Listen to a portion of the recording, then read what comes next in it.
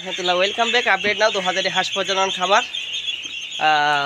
একটা মজার বিষয় বলি, সকালে একবার খাদ্য পানি দিয়ে গেছি, ঠিক 2 থেকে আড়াই ঘন্টা পরে আবার আমি খামারে আসছি।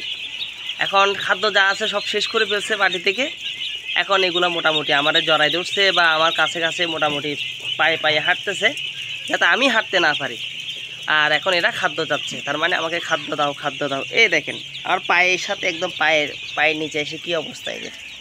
মানে আমারে কোনো জায়গায় আমরা হাঁটতে দিবে না এগুলো, যতক্ষণ না আমি খাদ্য দিচ্ছি এই হাঁসগুলো আমারে সহজে হাঁটতে দিবে না। ওই বড়গুলোরও সেম কাহিনী, ওগুলোর একটু খাদ্য পানি দিলাম, কারণ এগুলো একটু বড় হইতেছে, এদের পরিমাণটা একটু বেশি রাখতেছে। এই দেখেন এখনও জড়াই ধরছে, জড়াই ধরছে। এই জিনিসটা আসলে খুব মজা লাগে। তো দেখছেন চতুর্দিক দিয়ে জড়াই ধরছে একদম, মানে বিশাল একটা অবস্থা আর কি। তো সবাই ভালো থাকবেন, দোয়া করবেন 2000 হাঁস প্রজনন খামারের জন্য।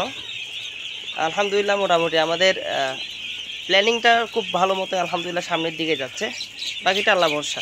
আসসালামু আলাইকুম।